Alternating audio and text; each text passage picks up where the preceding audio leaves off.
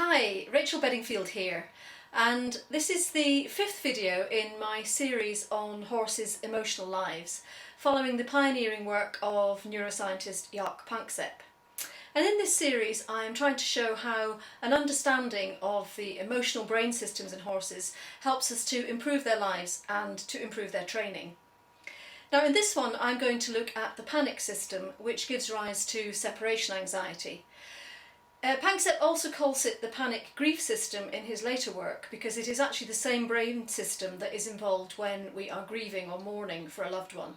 But in this video I'm actually going to look just at the separation anxiety side of it. Now this system evolved in the brain for young animals to be able to let their mothers mainly know when they're in trouble with separation, distress vocalization and calls to say, "Help, I'm lost, please come find me." In horses, when they're under the arousal of the panic system, typical behaviours that you'll see will be them galloping up and down a fence line, calling for their friends, sweating a lot, and often they'll stop to listen to see if their calls are answered, and then if they aren't, and they can't orientate themselves to where their loved ones are, their herd members are, then they'll start rushing up and down again. In this video, the filly hadn't noticed the herd moved off, and so she found herself alone. You can see her panic as she gallops back to mum. Unfortunately, she was too far away for me to record her calls, but I'm sure you can imagine the high-pitched whinnies she made, which are characteristic of separation calls. She's so aroused that at first she's unable to drink calmly, and she also gives a big head toss of frustration. Now, the comfort suckle on reuniting is characteristic and shows the relationship between the panic system and its opposite system, the care system, which promotes the bonding relationship. Luckily, this foal has a great nurturing mother who lets her take her time to settle down and have a good long suckle. She even waits for the filly to finish completely and move away first. This kind of nurturing mother is vital in creating secure adult animals, as it sets the brain up to cope with a high level of stress. If the foal feels the intense pain of separation and is unable to reunite and calm down, then the brain gets too sensitised to stress and the adult animal is much more anxious for the rest of its life.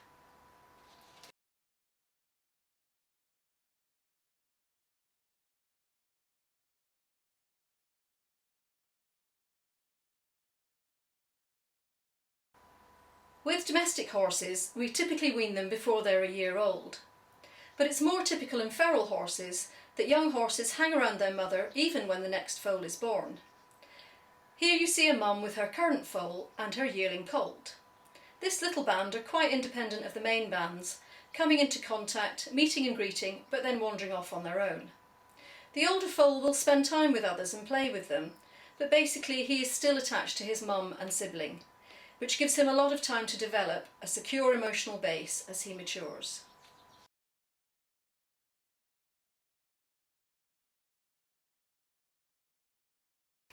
But what do we do typically in domesticity? Many foals are weaned abruptly, anything from 4 months old. Often they'll be shut away from the adults they know and possibly put in a group with other foals of the same age. They will call and call, panic and search, running up and down, but eventually they will give up in a state of what's known as learned helplessness. This practice sets up the panic system to be sensitised for life. This means that any situation, however light, which sets the panic system in motion will go quickly to a high state of arousal. And this is how we end up with horses that you can't ride out alone, that panic dangerously when their companion is taken away, and who can be very difficult to travel. Because horses are herd animals, of course, and we've looked at how important the care system is in the bonding. So it's not surprising that their panic systems are very easily aroused, and that creates management problems for us.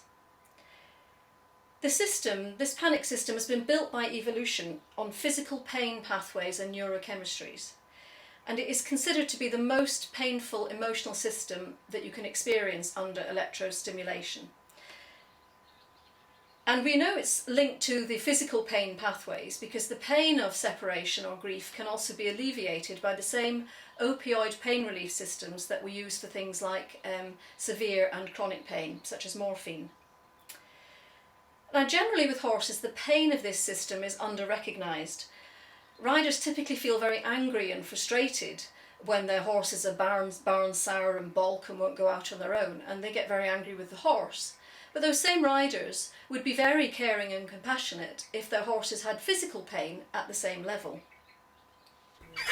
In my film here, you see 3 of our horses who are anxious because they've been kept at home while the rest of the herd are in a field about half a mile away. Toby at the gate is showing signs of stress. He looks tense, he's fixated on the direction of the rest of the herd, and he's got himself to the gate, at the point of access to the road to the rest of the herd. And this is very typical of being under the panic system, where the animal will go back to the place where they last were in connection with their loved one. Now, I've deliberately used a film of horses who are showing separation anxiety, but their behaviours are a much lower level than you often see, and at a level which many people dismiss as not important. But if horses experience this kind of stress and anxiety for long periods of time, it will actually cause a massive release of adrenal stress hormones, which predisposes the horse to stress-related illnesses such as gut ulcers. Research recently showed that companion horses who are left at home when their competition buddies are taken away have almost the same level of gut ulceration as the competition horses, all due to the stress of separation anxiety. Now the rest of the herd have been brought back to the yard, but they're still not united completely. These horses have also placed themselves as near the others as they can get and are expressing excitement at the anticipated reunion, along with frustration that they can't really get together. Creating a stable herd where horses are never left alone is one of the keys to giving horses a calm and happy life. But how can training help them to cope with leaving other horses? In this video, Shauna Karash is training a yearling filly to leave her 6-month-old companion. The goal is for neither the filly nor the colt to be over-aroused by the separation, and this will be measured by any distress vocalisations from either of them and by them showing anxious behaviours. You can see the colt in the background is pacing a little bit as he sees the filly possibly leaving. And this is the important thing when you're looking at separation anxiety. You need to look at the emotional state of the one you're leaving behind, as well as the one you're taking out. So Shauna waits at the gate, rewarding the filly for staying calm until the colt is more relaxed. Taking this slowly and training them both in this way, they will be able to separate from each other, although at this stage they will always be within sight and sound of other horses. The second level of training is to focus on becoming a temporary substitute pair bond for your horse. As we train them, we build the bond between us, and gradually they can leave the comfort of their herd mates and feel secure with us. I must emphasise that this is a gradual process and can't be rushed. But it is worth the effort, as it's enriching for your horse to go out exploring as well as fun for you. The impact of the panic system is probably one of the ones that's most individual for horses. We see horses with very little training who are happy to go out on their own and are happy to be left on their own for periods of time.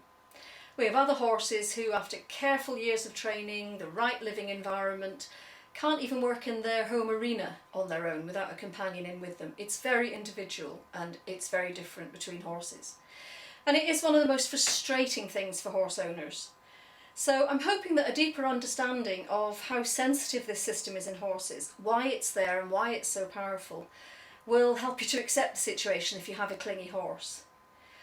With some different strategies and focusing on building a strong bond between you, you definitely can improve the situation and can have a satisfying partnership where you do lots of things together.